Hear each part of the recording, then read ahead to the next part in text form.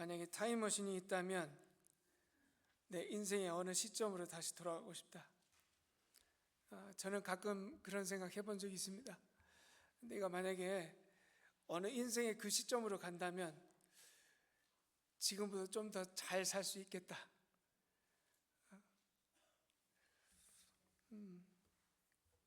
여러분들은 그런 생각 해보신 적 있으신지 궁금한데, 아마 뭐 이렇게 타임머신이 없으니까 별로 이렇게 마음에 안 와닿으시잖아요. 그러면 이런 생각 한번 해볼 수 있죠. 만약에 내가 신앙생활을 다시 한다면, 내가 신앙생활 다시 시작한다면 과연 내가 잘할 수 있을까? 아마 지금보다는 잘할 수 있겠다. 사람에게는 항상 되돌아가고 싶은 욕망이 있다고 합니다. 처음부터 다시 시작하고 싶다. 그러니까 뭐 타임머신 이야기도 나오고, 내가 다시 태어난다면 뭐 그런 얘기도 하는 것 같아요. 그런데 우리가 삶에서도 이 새로 시작하는 선택을 자주 합니다. 그게 뭐냐면 바로 여행입니다. 여행의 경험은 내가 새로운 곳에 가서 새로운 존재로서 살아갈 수 있다는 거죠. 그래서 여행에 참 재미가 있어요. 그렇죠? 나를 모르는 곳에 가서 내가 아닌 것처럼 살 수 있는 것. 자, 그런데 이 여행에 특징이 있다면 내 주변은 변하는데 나는 안 변해요. 나는 그대로고 내 주변만 변하는 거예요. 그런데 살다 보면 우리가 이런 선택을 많이 합니다. 그게 어떤 선택인가요? 내 마음에 삶이 마음에 들지 않으면 어떻게 해요? 내 주변을 바꿔요. 그리고 내 결혼 생활이 마음에 안 든다. 그러면 뭘 바꾸려고 그래요? 남편을 자꾸, 배우자를 자꾸 바꾸려고 그래. 아니면 잘라버리고 새로, 혹은 내 삶의 경험도 그렇잖아요. 새롭게 시작하고 싶다. 그럼 내 주변을 바꾸려고 그래요. 그래서 새로운 곳을 자꾸 옮겨갑니다. 여기 새로운 곳에 가서 새롭게 시작하지만 또 적응하고 지겨우면 어떻게 해요? 또 옮겨. 그걸 나그네 같은 인생이라고 얘기합니다. 그런데 신기하게 그런 나그네, 새로운 곳을 가는데 늘 경험하는 건 똑같아요. 저 사람이 싫어서 다른 곳에 갔는데 그 사람보다 더한 사람이 거기 있어. 그 문제가 싫어서 여길 떠났는데 저기로 가도 동일한 문제가 있어요. 여러분, 뭐가 문제일까요? 환경이 문제가 아니라 내가 문제라는 거예요. 내가 문제라는 걸 깨달아야 돼요. 내가 바뀌지 않았기 때문에 동일한 거예요. 어디 가나 주변만 바뀌었지. 자, 그러면 반대로 이런 상황도 있어요. 상황, 환경, 형편 아무것도 변하지 않았어요. 그런데 내가 바뀌면 어떤 삶이죠? 전혀 새로운 삶이에요. 변화됨의 힘은, 새로운 삶의 핵심은 주변이 아니라 나입니다. 내가 변하면 돼요. 하나님께서 오늘도 우리에게 이 은혜를 누리기를 원하십니다. 이 은혜를 우리가 정말 깨닫고 누리시기를 원해요. 하나님께서 오늘도 우리에게 이렇게 말씀하세요. 제발 주변 바꿔달라 하지 말고 거듭나라. 주변 바꿔달라 하지 마라. 매일매일 새로운 은혜의 삶. 오늘 이 거듭남이라는 오늘의 말씀이 우리의 삶을 전혀 새로운 삶으로 변화시키게 하실 것을 믿습니다. 앞뒤적으로 이렇게 인사하시면 좋겠어요. 우리는 날마다 다시 태어납니다.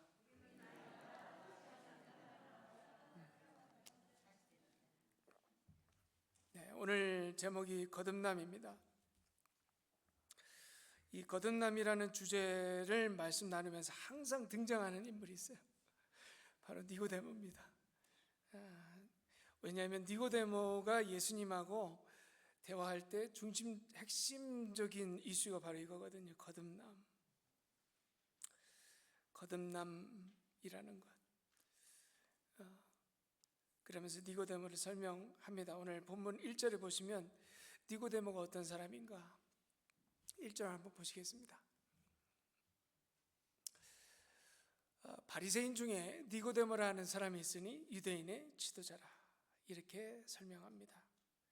자, 한번 넘겨주시겠습니까? 자, 여기에 니고데모를 설명하는 그 표현 중에 두 개가 있는데 바로 바리새인과 지도자라는 겁니다. 자, 성경에서 바리새인 그리고 유대인의 지도자는 별로 좋은 표현이 아닙니다. 특별히 이 바리새인이라는 표현은 여러분, 누가 여러분들에게 바리새인 같은 그리스도인 이러면 기분 좋을까요, 나쁠까요? 나쁜 게 정상입니다. 나빠야 돼요. 그 이유가 있어요. 바리새인은 예수님하고 사이가 별로 안 좋았습니다. 바리새인들은 왜 예수님하고 사이가 안 좋았을까? 이유는 한 가지예요. 너무 심하게 믿었어요. 그러니까 믿어요. 똑같이 하나님을 믿는데 심하게 믿었어. 그래서 오히려 제대로 못 믿었던 사람들이에요. 그래서 항상 예수님하고 싸웠습니다. 바리새인들의 주특기가 뭐였냐면 정죄하는 거예요. 왜냐하면 율법을 목숨처럼 여겼기 때문에요. 율법 지키는 게 목숨을 지키는 것보다 더 중요했던 사람들이에요. 그러니까 이 율법을 어떻게 했느냐? 다 외우고 다녔습니다. 한마디로 그 방대한 율법을 다 외우고 다녔던 사람들이 바로 바리새인들입니다. 그래서 별명이 있었어요. 걸어다니는 율법서였습니다. 여러분, 사실 그렇잖아요. 우리가 알면 알수록 마음이 편할까요, 불편할까요? 불편해요. 여러분, 어떤 때는 이런 경험 하잖아요. 내가 영어를 몰라서 편하다. 그죠?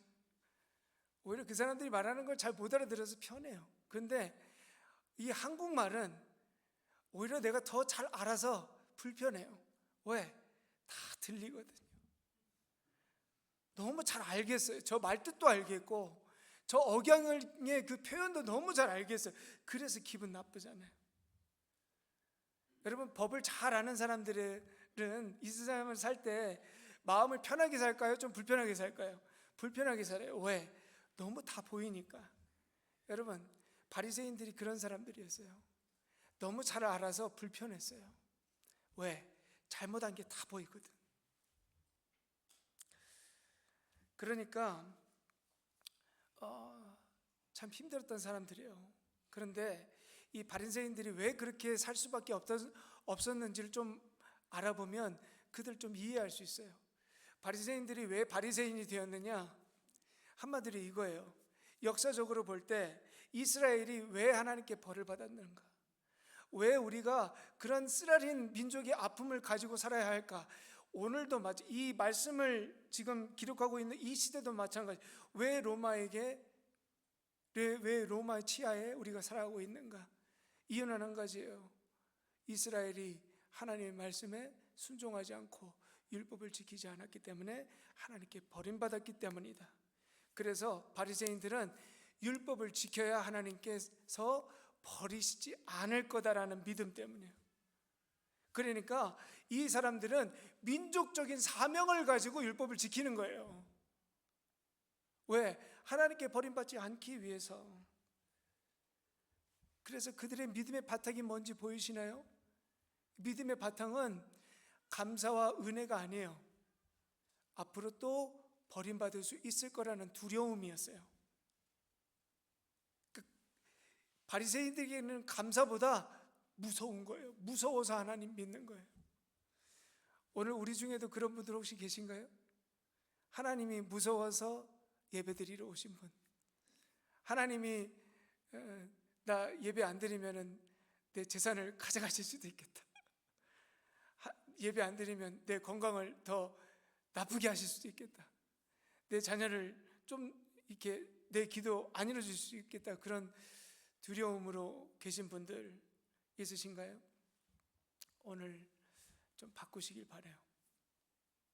그리고 오늘 그 은혜가 있기를 축복합니다. 자, 그리고 유대인의 지도자라고 이렇게 얘기를 했잖아요. 여러분, 유대인의 지도자라고 하는 의미는 사내들인 공유의 멤버라는 의미입니다. 여러분, 사내들인 공유회라는 게 어떤 곳이냐면 유대인들의 최고의 법원입니다. 최고의 법원. 그러니까 어떤 의미인지 아시겠죠? 그 니고데모의 말 한마디에 재판의 결과가 뒤집힐 수도 있는 거예요. 그러니까 얼마나 큰 권력을 가지고 있습니까? 그러니까 사도 요한은 니고데모라는 이 두 설명, 바리새인 중에 유대인의 지도자라고 하는 이 표현으로 이 니고데모를 완전히 설명하고 있는 거예요. 얼마나 대단한 사람입니까?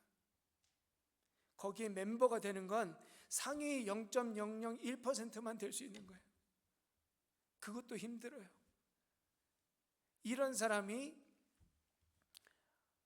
똑똑하지, 겉으로 사람들에게 인정받지, 능력 좋지, 율법 잘 지키지, 그리고 부유하기까지 한 사람, 그 니고데모가 밤에 예수님을 찾아옵니다.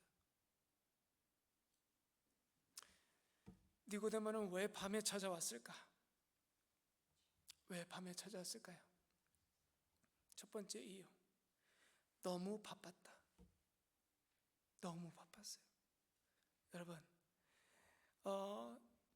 그 재판관들이 하루에 몇 가지의 그 재판을 감당할까요? 한 가지, 두 가지? 아니에요. 셀 수 없을 정도의 재판이 필요했어요.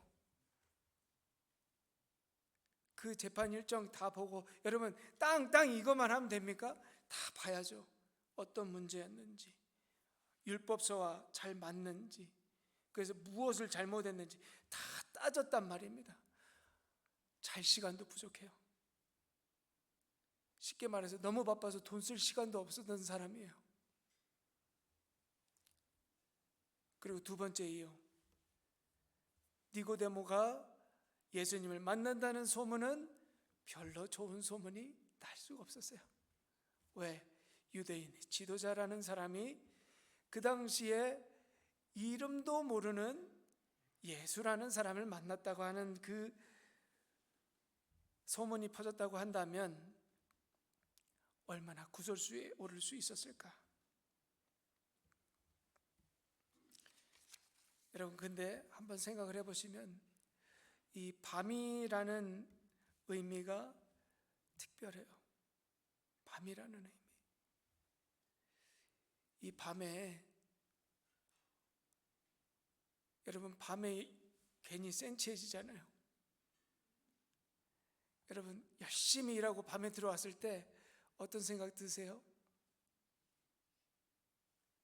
아, 내가 오늘 보람찬 삶을 살았다, 이렇게 생각하시는 분들 계실지도 모르지만, 모든 것 다 이루고 열심히 살고 밤에 딱 들어와서 공허한 시간에 밤에 앉아 있을 때 어떤 생각 드세요?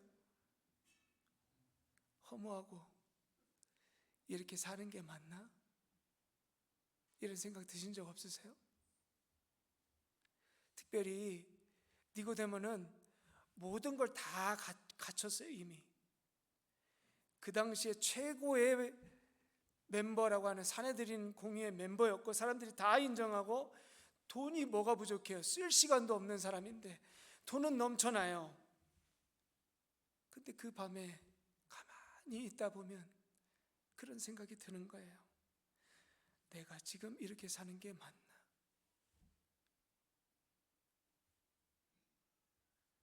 여러분, 이 생각, 저는 이 생각이 중요하다고 생각해요. 여러분, 목표가 세워져 있고 정신없이 그 목표를 향해서 갈 때는 이 생각 할 시간도 없어요. 왜? 목표가 있거든요. 이걸 이루어야 돼. 그런데 그 목표를 딱 이루고 났을 때, 여러분 다 그런 경험 있으시잖아요. 그렇게 원하던 집을 딱 샀을 때, 그렇게 원하던 비즈니스를 딱 성공했을 때, 그렇게 원하던 은퇴를 했을 때, 여러분 기분 좋으셨어요? 이게 맞나? 내가 이렇게 사는 게 맞아?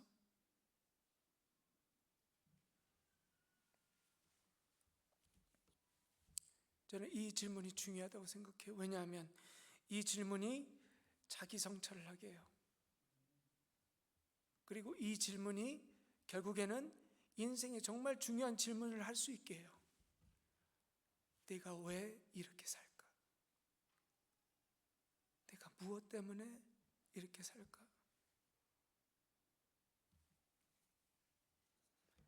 내 인생의 의미는 뭘까? 니고데모도 그랬을 거예요. 산헤드린 공의의 멤버가 되면 자신이 하나님의 나라를 위해서 쓰임받을 수 있을 거라고 생각했을 거예요. 내가 산헤드린 공회를 통해서 하나님의 나라를 이룰 수 있을 거라고 생각했을 것 같아요. 그런데 현실은 전혀 달라요. 자기가 산헤드린 공의의 멤버가 됐음에도 불구하고, 하나님의 사역을 열심히 함에도 불구하고 세상 하나도 변한 게 없어요. 오히려 더 악해져. 여러분, 재판관들이 정말 얼마나 스트레스 많이 받았을까요? 하나님의 나라가 있을 거라고 생각했는데 사람들이 사는 거는 하나님의 나라가 없어. 도무지 해결되지 않아요. 세상의 문제는 해결되지 않고 오히려 더 악해져만 가요. 이 공허한 마음의 갈증 견딜 수가 없는 거예요.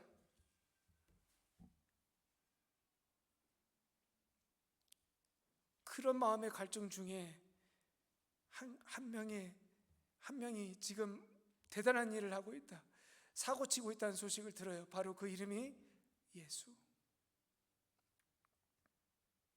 그리고 그를 그 밤에 예수님께로 인도합니다. 자, 이제 그 만남으로 가보시죠. 니고데모가 예수님과 함께 만납니다. 그리고 니고데모가 정중히 말해요. 랍비요. 여러분, 이 표현이 얼마나 대단한 표현이냐면 그 당시에 최고의 존칭 언어예요. 여러분, 니고데모가 최고의 존칭을 받던 사람이에요. 사람들이 다 랍비요 했었던 사람인데, 그 랍비가 예수님에게 랍비요. 그 당시 예수님은 시골 출신의 누구에게도 인정받지 못한 그냥 제자 몇 명 거느리고 다녔던 사람이에요. 그런데 왜 니고데모는 예수님에게 최고의 존칭을 표현했을까? 이유는 한 가지예요. 예수님이 했던 모든 행적들이 표적으로 보여졌기 때문이에요. 표적. 하나님의 아들이라는 표적. 자, 첫 번째 표적. 세례 요한의 제자들이 예수를 따른다는 소식을 들었어요. 두 번째 소식. 가나 혼인 잔치에서 물을 포도주로 바꾼 사람이 예수라고 하는 걸 들었어요. 그리고 세 번째, 우리가 지난주에 했죠. 이방인의 뜰, 성전 안에서 모든 걸 다 얻고 난리친 사람이 바로 예수라는 소식을 들었어요. 니고데모 주변 동료들은 이 소식을 들었을 때 예수를 요주의 문제의 인물이라고 생각했을지 모르지만 니고데모는 달랐어요. 그 소식을 듣고 마음이 뜨겁게 불타오르는 것을 느꼈어요. 그동안 답답했던 일들이 속 시원히 해결되는 것 같은 마음. 무엇이 그의 속을 속 시원하게 했을까? 저는 성전 정화 사건이 아니었을까? 여러분, 특히 이방인의 뜰은 성전 확장 공사 중에 생겨났던 거라고 제가 지난주에 말씀드렸죠. 그리고 그 안에서 제사장들과 레위인들이 장사를 하면서 환전을 하면서 돈벌이를 하고 있다는 소식. 여러분, 이것을 이것이 큰 문제라고 하는 걸 니고데모가 알았을까요? 몰랐을까요? 알았어요. 왜? 그 율법에 맞지 않거든. 그런 부패한 것, 문제가 있다는 것 니고데모가 너무나 잘 알았어요. 저렇게 하다가 큰일 나는데, 바리새인이라고 얘기했죠. 저렇게 하다가 결국 하나님께서 우리를 버리실 텐데.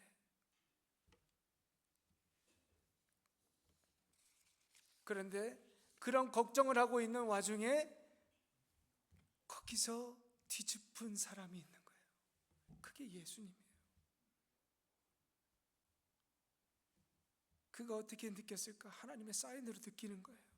아, 이 세상에서 누구도 그렇게 할 수 없었는데, 아무도 그렇게 할 수 없을 줄 알았는데 그 일을 하시는 분이 나타났구나. 하나님께서 그를 통해 역사하시는 거예요. 마치 브레이크 고장난 차가 낭떠러지로 쫙 향하고 있는 느낌이었는데 거기서 온몸을 던져서 브레이크를 잡아주시는 듯한 고마움, 감사함. 그래서 2절에서 이렇게 고백을 하는 거예요. 한번 잘 보세요. 이 마음으로 이 고백을 하는 거예요. 우리가 당신은 하나님께로부터 오신 선생인 줄 아나이다. 하나님이 함께 하시지 아니하시면 당신이 행하시는 이 표적을 아무도 할 수 없음이니이다. 여러분, 이제 좀 다가오시나? 이 고백이 여러분, 아무도 못할 줄 알았어요. 니고데모 역시 할 자신이 없었어요. 그런데 예수님이 하셨어요. 이 니고데모의 고백에 예수님이 이렇게 답하십니다. 3절. 진실로 진실로 내게 이르노니 사람이 거듭나지 아니하면 하나님의 나라를 볼 수 없느니라. 아멘. 예수님 참 대단하죠.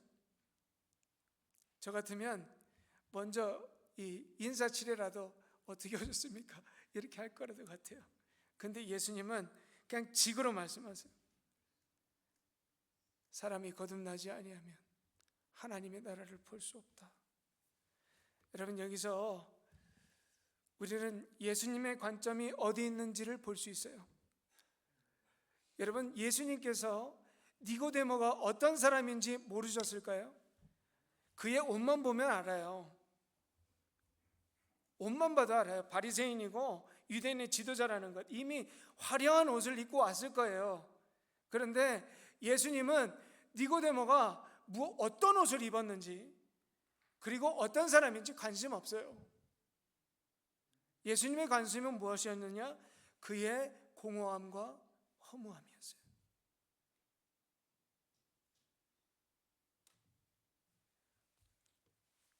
예수님 그걸 보세요. 여러분, 오늘도 우리가 하나님 앞에 왔을 때 하나님은 우리의 뭘 보실까요? 겉모습을 보시지 않아요. 우리의 속사람, 우리의 중심을 보세요. 우리가 세상에서 어떤 사람인지, 어떤 대우를 받았는지, 얼마나 이뤘는지, 뭘 하고 있는지 관심 없어요. 왜? 여러분, 그건 장식품 같은 거니까. 우리 삶의 장식품이에요. 그냥 장식품이 뭡니까? 벗으면 아무것도 아닌 것들. 어느 은퇴한 정부 관료가 이런 하소연을 했습니다. 은퇴하기 전까지는 사람들이 서로 만나자고 연락해서 너무 바빴고 만나줄 시간도 없었는데, 은퇴하고 나니까 불러주는 사람도 만나러 오는 사람도 없다. 이제까지 그 많은 사람들이 나를 보고 만나자 했던 이유는 나라는 사람 때문이 아니라 내 직책과 직위 때문에 만나려 했다는 것을 알았다. 참 허무하고 또 초라하다. 여러분, 우리가 그런 착각을 해요. 장식품이 나인 줄 알아요. 장식품이 나인 줄 알아. 왜? 세상이 나를 그렇게 보거든. 세상은 나를 안 봐요. 내 장식품을 봐요. 얼마나 좋은 집에 사나, 얼마나 많은 돈을 쌓았나, 자식은 어떻게 됐나, 자식은 어느 학교 갔나? 지금 뭘 하고 있나? 뭐 시집장가는 잘 갔나? 그런 거 보고 대접하니까. 그러니까 우리가 자꾸 뭘 자랑하려고 합니까? 장식품 자랑하려고 해요. 자식 자랑하려고 해요. 그러니까 자식이 납니까? 그 자식 키운 게 납니까?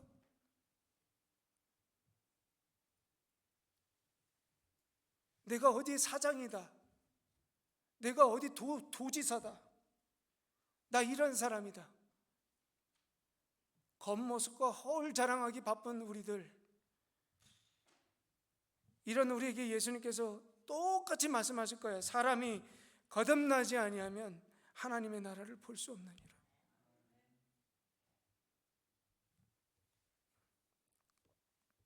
예수님께서 니고데모에게 있었던 외로움과 허무함과 공허함의 이유를 정확하게 말씀하고 계세요.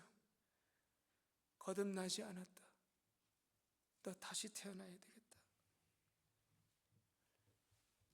여러분은 이 거듭남에 대해서 잘 알고 계십니까? 여러분 거듭남이 뭔지 아십니까? 여러분은 진짜 거듭남이라는 것을 이 피부로 느끼고 정말 믿고 정말 그렇게 살아가고 계십니까? 우리가 이 거듭남에 대해서 한번 살펴봐야 돼요. 거듭남 한번 넘겨주시면, 거듭남은 아노덴이라는 헬라어입니다. 예수님께서 아노덴이라는 단어를 쓰셨어요.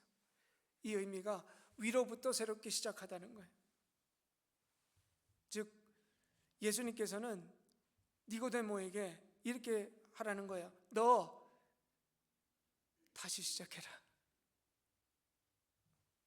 다시 시작해라. 처음부터 다시 시작해라. 여러분, 만약에 여러분에게 처음부터 다시 시작해 이러면 어떻게 받아들이시겠습니까? 아마 저 처음부터는 못 시작할 것 같은데.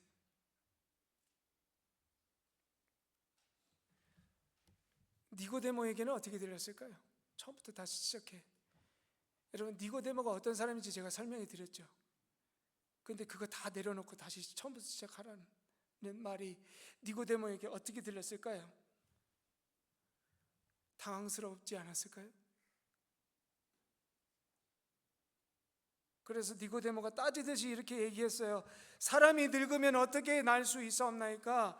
두 번째 모태에 들어갔다 날 수 있사옵나이까? 대들면서 한 얘기입니다. 제가 엄마 뱃속으로 다시 들어가야지 되는 겁니까? 다시 말해서 다시 태어나고 다시 시작하는 거 불가능합니다. 따지는 거예요. 불가능하다고. 왜 불가능한지 저는 충분히 이해될 것 같아요. 어떻게 그걸 포기합니까? 다 버리고 떠나라고요? 지금까지 이룬 거, 사내들인 공의가 거기 어떻게 들어갔는데, 내가 얼마나 수고했는데.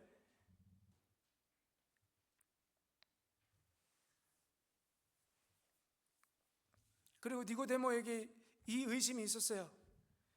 사람은 변하지 않아요. 여러분, 사람 변하지 않아요. 정말 변하지 않아요. 니고데모가 하나님의 사명을 가지고 사내들인 그 의회에서 일을 했을 때 세상이 바뀔 줄 알았을 거예요. 안 바뀌잖아요. 죄 짓던 사람은 더 많아지고, 죄의 강도는 더 높아지고,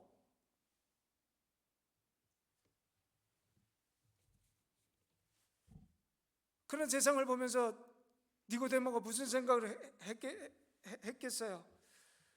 과연 이 세상이 바뀔까? 사람이 바뀔까? 나도 바뀌지 않는데 어떻게 새로운 삶이 가능할까? 사람은 바뀌지 않는다. 전쟁은 계속되고, 서로 중화하고 미화하고 하나님 부정하고 악해지는 증거는 수없이 많아지는데 어떻게 새롭게 시작할 수 있을까요? 이런 그에게 예수님은 아주 단호하게 말씀하세요. 5절에서 8절 말씀 한번 읽겠습니다. 사람이 물과 성령으로 나지 아니하면 하나님의 나라에 들어갈 수 없느니라. 육으로 난 것은 육이요 영으로 난 것은 영이니. 넘겨주십시오.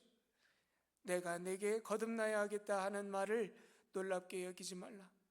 바람이 임으로 불매 내가 그 소리는 들어도 어디서 와서 어디로 가는지 알지 못하나니 성령으로 난 사람도 다 그러하니라.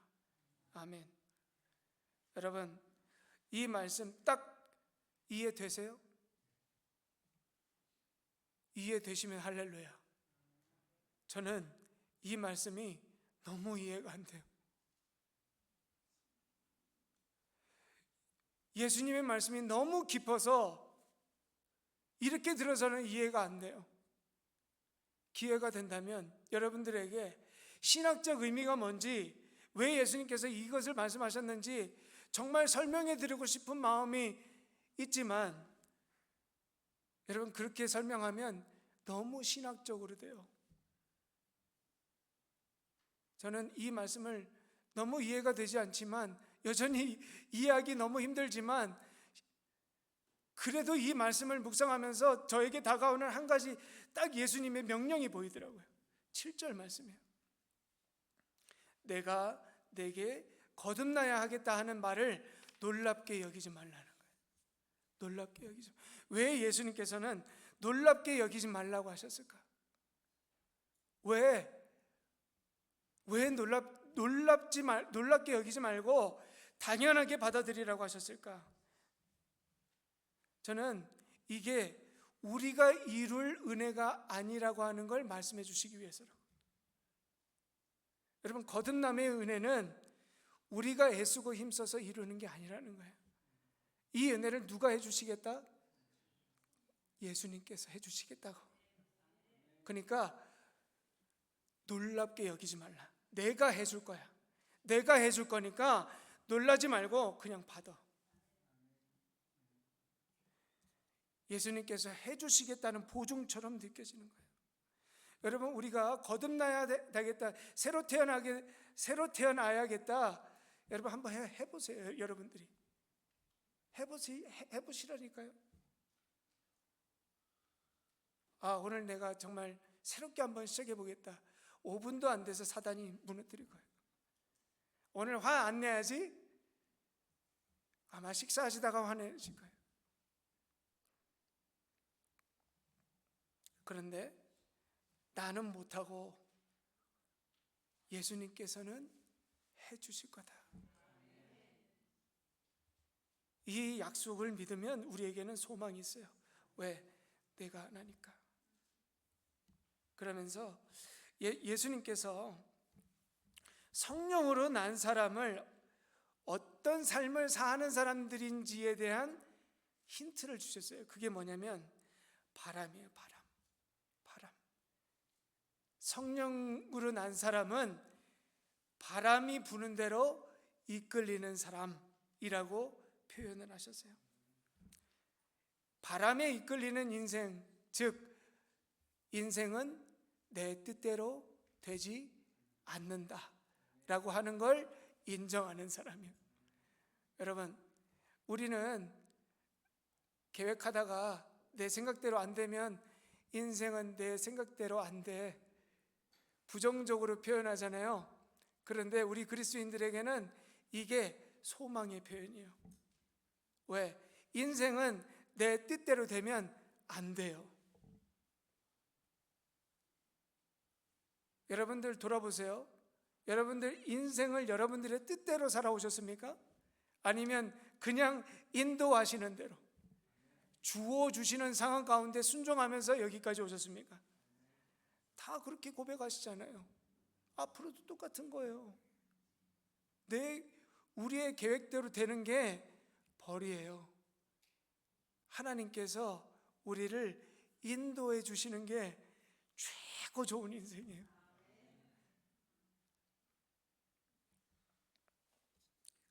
그래서 한번 넘겨주시면,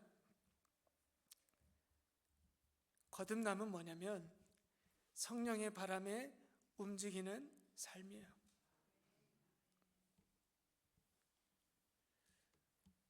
여러분, 거듭남이라고 하는 걸 이렇게 받아들이셔야 돼요. 움직인다. 성령의 바람에 움직인다. 그런데 우리는 거듭남이라고 하는 걸 정말 잘못 생각할 때가 있어요. 그 뭐냐면 상태로 봐요. 어떤 상태. 여러분, 아이가 새로 태어났잖아요. 그대로 있으면 그거 산 겁니까? 죽은 겁니까? 아이가 태어났어. 근데 안 움직여. 그러면 어떻게 합니까? 태어난 아기를 어떻게 해요? 때려야지. 울려야지. 숨을 쉬게 해야지. 근데 우리는 마치 이런 태어났다는 것 이 자체를 거듭났다고 이해하는 경우가 너무 많아요. 그게 뭐냐면 내가 예수 믿고 성령께서 내 안에 계시니까 하나님을 아버지로 부르고 예수님을 내 구주로 여긴다고 고백하면 거듭났다. 물론 이건 거듭남의 표현의 그 상태 하나예요. 왜냐하면 예수를 믿지 않는 사람들은 이것도 힘들어요. 이게 힘든 거야. 왜? 이것조차야말로 성령께서 주시는 은혜에 순종하는 고백이니까. 그런데 우리도 여기에 멈춰 있으면 그건 거듭남 아니에요.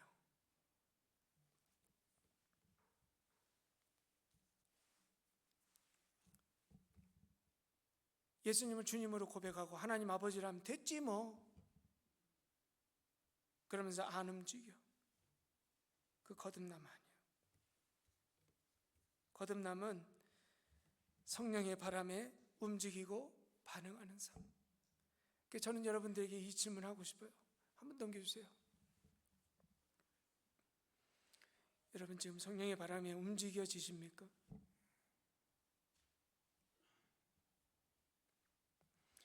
여러분 부흥이 뭐예요?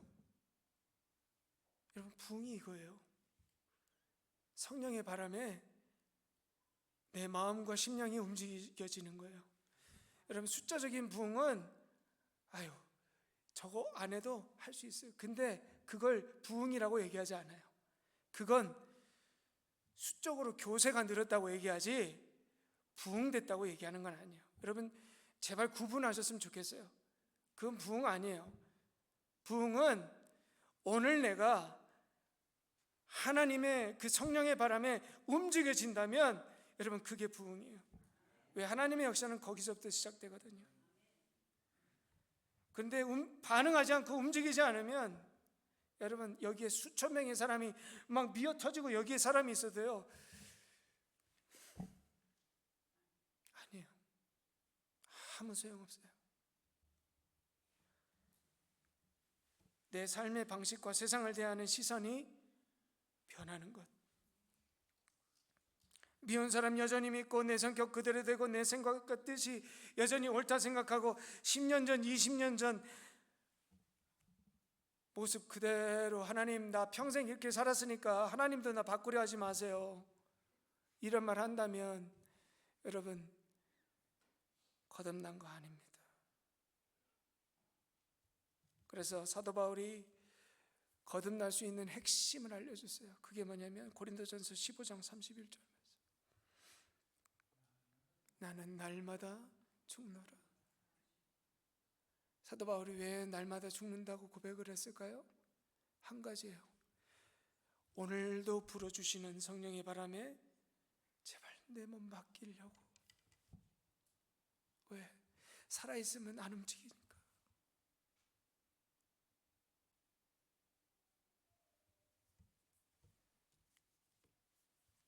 살아있으면 순종 못하니까. 여러분 우리가 약해서 순종 못하는 거 아닙니다. 너무 강해요. 살아있어서 너무 악해서 순종 못하는 거예요. 여러분 오늘도 하나님께서 우리에게 성령의 바람을 불어주십니다. 어떻게 하시겠습니까? 그 바람에 한번 맡겨보지 않으시겠습니까? 기도하시겠습니다.